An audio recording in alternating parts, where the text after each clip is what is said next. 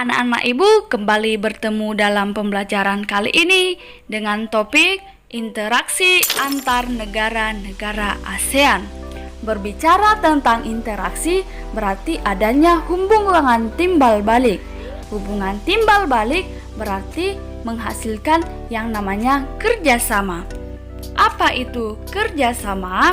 Kerjasama adalah menjalin hubungan antar dua negara atau lebih dengan tujuan mencapai suatu kesepakatan yang menguntungkan. Bagaimana kerjasama antar negara ASEAN? Yaitu kerjasama baik di bidang ekonomi, politik, sosial, budaya, dan pendidikan. Yang pertama kita lihat dulu bagaimana faktor pendorong dan penghambat kerjasama. Faktor pendorong terjadinya kerjasama yang pertama adanya persamaan dan perbedaan sumber daya alam, persamaan dan perbedaan wilayah atau kondisi geografis, adanya perbedaan perkembangan teknologi, dan persamaan perbedaan kebudayaan. Adapun faktor penghambat terjadinya kerjasama, yang pertama adanya perbedaan ideologi. Ideologi yaitu cara pandang untuk mewujudkan keinginan atau cita-cita. Yang kedua, konflik dan peperangan. Yang ketiga yaitu kebijakan protektif. Kebijakan pemerintah untuk melindungi kepentingan dalam negeri dan meningkatkan daya saing. Contoh kebijakan protektif yaitu pemerintah tidak menerima atau melarang impor barang dari luar negeri. Tujuannya apa? Untuk melindungi barang-barang dalam negeri agar tetap laku. Faktor penghambat yang berikutnya itu perbedaan kepentingan tiap-tiap negara. Yang kita bahas berikutnya yaitu bentuk kerjasama di bidang sosial budaya, politik, dan pendidikan yang dilakukan di antar negara-negara ASEAN. Yang pertama, di bidang sosial dan budaya yang dilakukan oleh pemerintah ataupun pemerintah dalam negara-negara ASEAN agar terciptanya kerukunan dan kemajuan bersama melalui bentuknya yaitu penyelenggaraan festival budaya.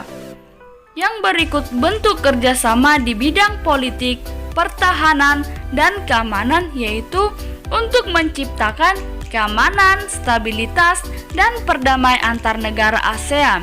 Contohnya adanya bantuan tentara Indonesia di Kamboja. Indonesia melakukan diplomasi terkait konflik Rohingya di Myanmar.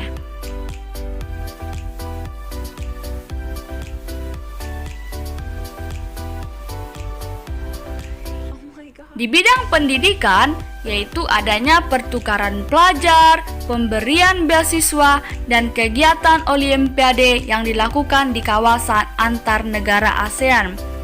Dan di bidang ekonomi, terbentuknya Masyarakat Ekonomi ASEAN atau MEA, di mana yaitu terbentuknya ASEAN dengan atau Masyarakat Ekonomi ASEAN tujuannya menciptakan pasar tunggal dan basis produksi yang ditandai adanya aliran barang, jasa, investasi, tenaga kerja terampil, dan barang modal secara lebih bebas. Nah, bagaimana pengaruh kerjasama terhadap kehidupan di ASEAN dari bentuk-bentuk tersebut? Yang pertama dari segi kehidupan ekonomi, bahwa dengan adanya MEA atau Masyarakat Ekonomi ASEAN membuka pasar dan lapangan kerja yang semakin bersaing sehingga berpengaruh terhadap penyiapan sumber daya manusia. Di bidang kehidupan sosial, berpengaruh terhadap dinamika jumlah kependudukan dan menimbulkan interaksi sosial seperti simpati dan empati. Di bidang kehidupan budaya, yaitu melaksanakan komitmen kebudayaan ASEAN. Yang pertama adanya Festival Budaya ASEAN atau disebut dengan FBA, dan yang kedua dilangsungkannya perkemahan budaya serumpun yang dilaksanakan oleh Indonesia, Malaysia, dan Brunei Darussalam. Dan yang ketiga, adanya peningkatan tentang dunia industri musik. Di bidang kehidupan politik, yang pertama berpengaruh dengan cara penyelesaian sengketa perbatasan wilayah, contohnya kasus Pulau Sipadan dan Ligitan diselesaikan melalui diplomasi, diselesaikan dengan permasalahan secara baik-baik tanpa adanya perang. Yang kedua, adanya perlindungan hak dan kewajiban terhadap pekerja migran. Sedangkan di bidang kehidupan pendidikan, di mana setiap anggota negara ASEAN mengubah paradigma pendidikan di setiap negara, contohnya memperbaiki objek pelajaran, metode pembelajaran, dan guru yang kompeten melalui pelatihan-pelatihan yang diselenggarakan. Materi kita yang pembahasan yang terakhir yaitu upaya-upaya untuk meningkatkan kerjasama di antara negara-negara ASEAN. Kita pahami dulu, visi ASEAN tahun 2025 menyatakan keinginan untuk menjadi sebuah ASEAN yang kompak secara politik, ekonomi, sosial, hukum, dan berorientasi terhadap masyarakat perlu diagendakan dalam 3 pilar ASEAN. Sebelum itu, kita pahami dulu apa itu pilar.